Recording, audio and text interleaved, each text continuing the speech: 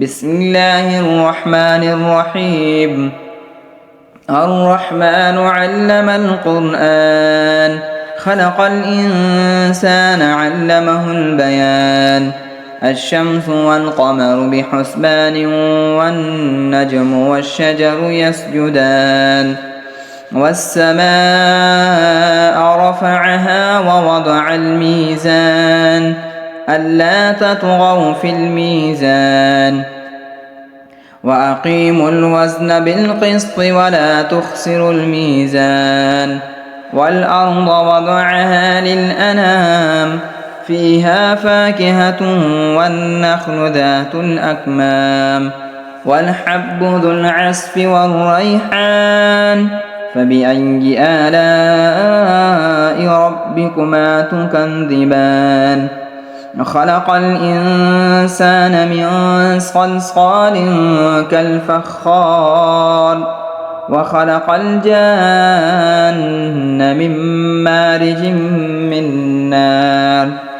فبأي آلاء ربكما تكذبان؟ رب المشرقين ورب المغربين، فبأي آلاء ربكما تكذبان؟ مرج البحرين يلتقيان، بينهما برزخ لا يبغيان. فبأي آلاء ربكما تكذبان؟ يخرج منهما اللؤلؤ والمرجان. فبأي آلاء ربكما تكذبان؟ وله الجوار المنشآت في البحر كالأعلام. فبأي آلاء ربكما تكذبان؟ كل من عليها فان، ويبقى وجه ربك ذو الجلال والإكرام. فبأي آلاء ربكما تكذبان؟ يسأله من في السماوات والأرض، كل يوم هو في شأن. فبأي آلاء ربكما تكذبان؟ سنفرغ لكم أيها الثقلان.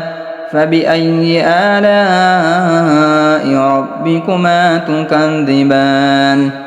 يا معشر الجن والإنس إن استطعتم أن تنفذوا من أقطار السماوات والأرض فانفذوا، لا تنفذون إلا بسلطان.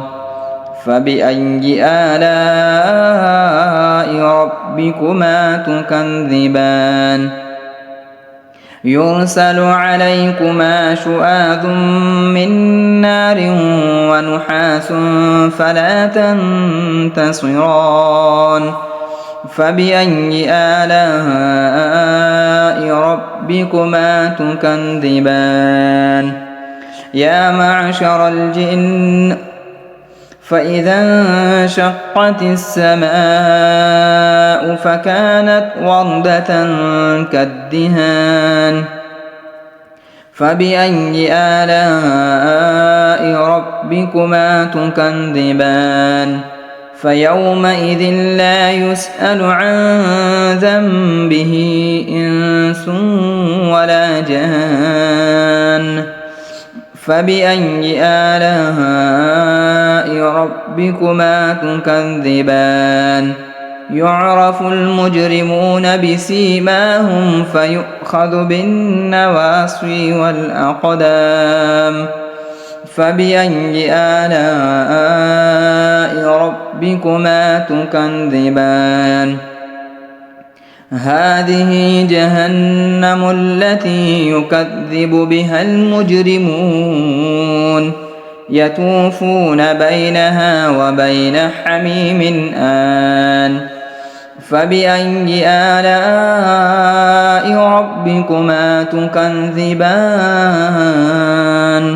ولمن خاف مقام ربه جنتان. فبأي آلاء ربكما تكذبان ذواتا أفنان فبأي آلاء ربكما تكذبان فيهما عينان تجريان فبأي آلاء ربكما تكذبان فيهما من كل فاكهة زوجان فبأي آلاء ربكما تكذبان متكئين على فرش بطائنها من استبرق وجنى الجنتين دان فبأي آلاء ربكما تكذبان فيهن قاصرات الطرف لم يطمثهن إنس قبلهم ولا جان فبأي آلاء ربكما تكذبان كأنهن الياقوت والمرجان فبأي آلاء ربكما تكذبان هل جزاء الإحسان إلا الإحسان فبأي آلاء ربكما تكذبان ومن دونهما جنتان فبأي آلاء ربكما تكذبان مدهامتان فبأي آلاء ربكما تكذبان فيهما عينان نضاختان فبأي آلاء ربكما تكذبان فيهما فاكهة ونخل ورمان فبأي آلاء